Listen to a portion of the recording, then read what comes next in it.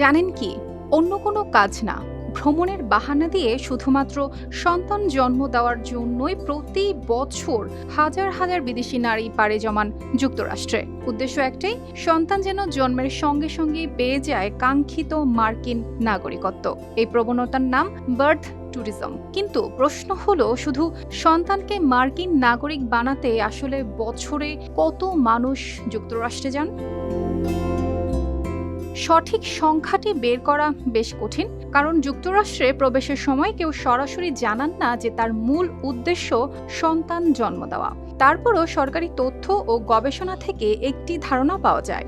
মার্কিন রোগ নিয়ন্ত্রণ ও প্রতিরোধ কেন্দ্রের তথ্য অনুযায়ী ২০২৪ সালে যুক্তরাষ্ট্রের বিদেশি ঠিকানাধারী মায়েদের গর্ভে প্রায় ৯,৬০০ শিশুর জন্ম হয়েছিল। ওই বছর দেশটিতে মোট শিশুর জন্ম হয়েছিল প্রায় ৩৬,২৯,০০০।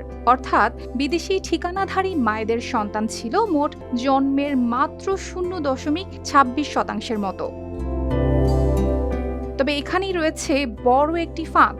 বিদেশি ঠিকানা থাকা মানেই যে ওই নারী শুধু সন্তান জন্ম দিতে যুক্তরাষ্ট্রে গিয়েছিলেন তা নয়। আবার বার্থ ট্যুরিস্টদের অনেকেই সন্তান জন্মের নিবন্ধনে যুক্তরাষ্ট্রের স্থানীয় ঠিকানা ব্যবহার করতে পারেন, ফলে সরকারি হিসাবের বাইরে থেকে যেতে পারেন অনেকেই।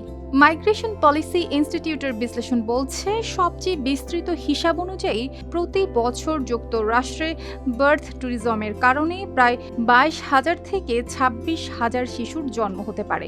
অর্থাৎ দিনে গড়ে প্রায় ৬০ থেকে ৭০টি শিশু। আর এই বিষয়টিকেই নতুন করে সামনে এনেছেন মার্কিন প্রেসিডেন্ট ডোনাল্ড ট্রাম্প। ৬ আগস্ট তিনি দুটি নির্বাহী আদেশে স্বাক্ষর করেছেন। একটি আদেশ সরাসরি বার্থ ট্যুরিজম ঠেকানোর জন্য।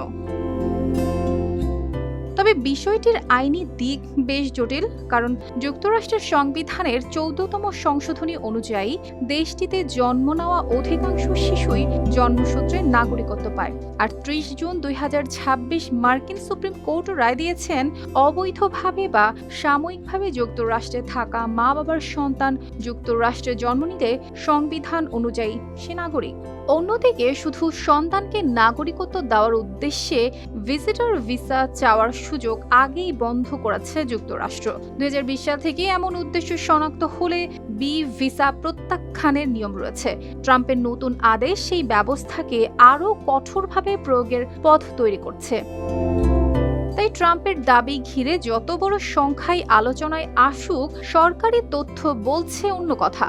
যুক্তরাষ্ট্রে বছরে লাখ লাখ নয়, বরং সবচেয়ে বিস্তৃত গবেষণা হিসেবেও বার্থ ট্যুরিজমে জন্ম নেওয়া শিশুর সংখ্যা প্রায় ২২ থেকে ২৬,০০০। আর এই ছোট সংখ্যাকে ঘিরেই এখন নতুন করে শুরু হয়েছে বড় আইনি ও রাজনৈতিক লড়াই। অর্পিতা জাহান, RTV।